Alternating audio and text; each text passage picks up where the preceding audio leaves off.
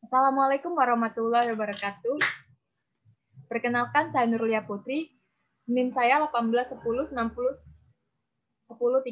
Saya mahasiswi UIN Raden Fatah Palembang, Fakultas Psikologi, jurusan Psikologi Islam. Di sini saya akan membahas mengenai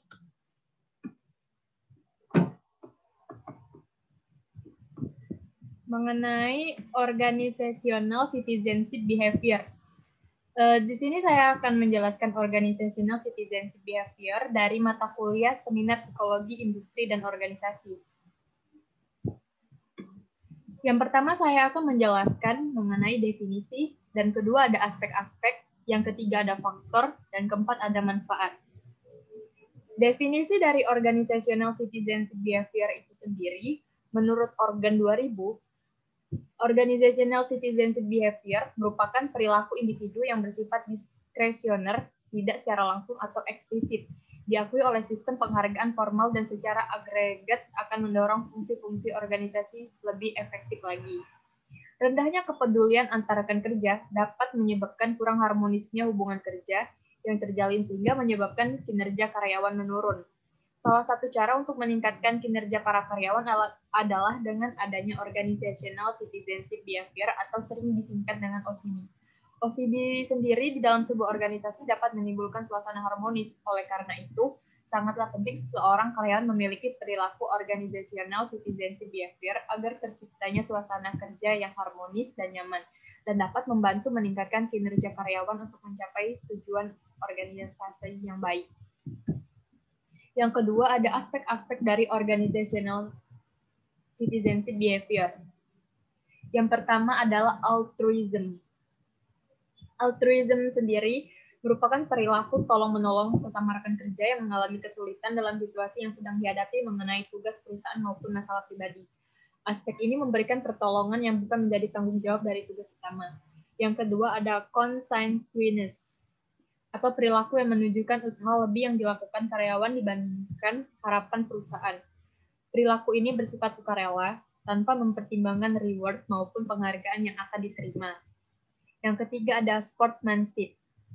Sportsmanship ini merupakan perilaku toleransi yang diperlihatkan karyawan saat keadaan perusahaan kurang ideal, tanpa mengajukan keberatan.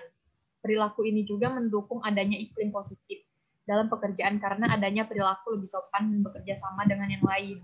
Yang keempat ada courtesy.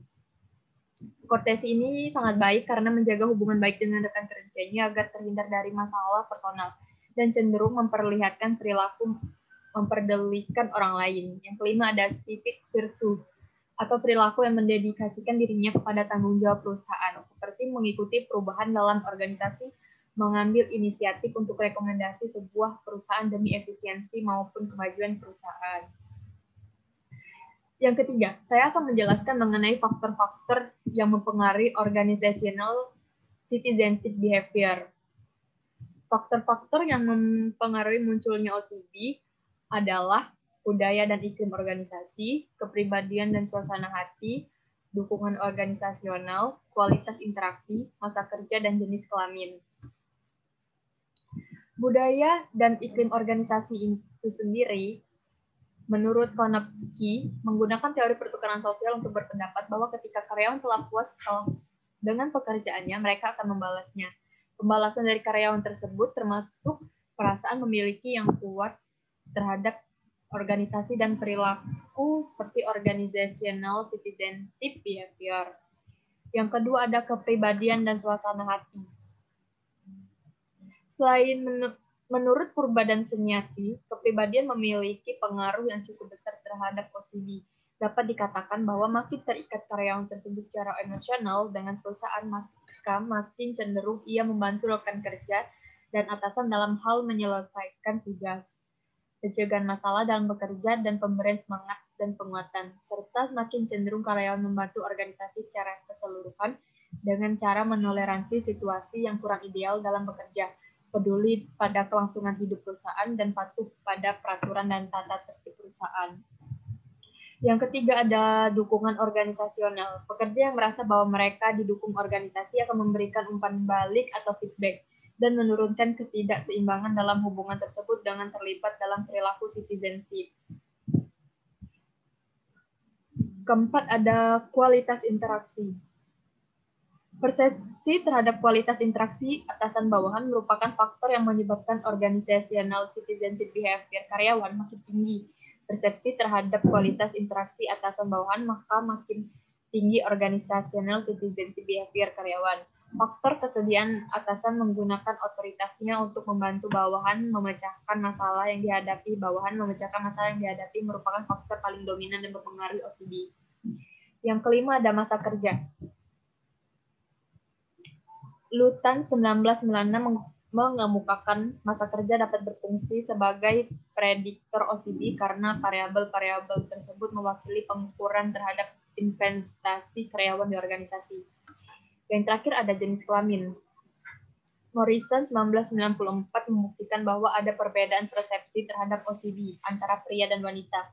Wanita menganggap OCD merupakan bagian dari perilaku in-role mereka dibanding pria. Bukti-bukti tersebut menunjukkan bahwa wanita cenderung menginternalisasi harapan-harapan kelompok. Nah, yang terakhir saya akan membahas mengenai manfaat dari organizational citizenship behavior. OCD merupakan perilaku individu yang ekstra, yang tidak secara langsung atau eksplisit dapat dikenali dalam suatu kerja yang formal, dan yang secara agregat mampu meningkatkan efektivitas fungsi organisasi.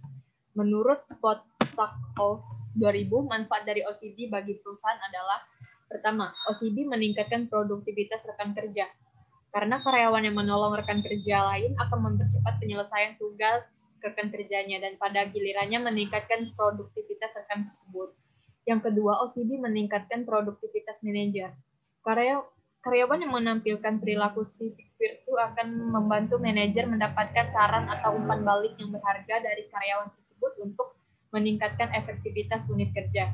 Yang ketiga, OCD menghemat sumber daya yang dimiliki manajemen dan organisasi secara keseluruhan. Jika karyawan saling tolong-menolong dalam menyelesaikan masalah dalam suatu pekerjaan, sehingga tidak perlu melibatkan manajer, konsekuensinya manajer dapat memakai waktunya untuk melakukan tugas lain, seperti membuat perencanaan. Yang terakhir, OCD membantu menghemat energi sumber daya yang langka untuk memelihara fungsi kelompok. Keuntungan dari perilaku menolong adalah meningkatkan semangat, moral, dan kerekatan kelompok, sehingga anggota kelompok tidak perlu menghabiskan energi dan waktu untuk memelihara fungsi kelompok. Baik, sekian presentasi dari saya. Apabila saya terdapat kurang, saya mohon maaf. Pada Allah saya mohon ampun. Wabillahi taufiq wal hidayah. Wassalamualaikum warahmatullahi wabarakatuh.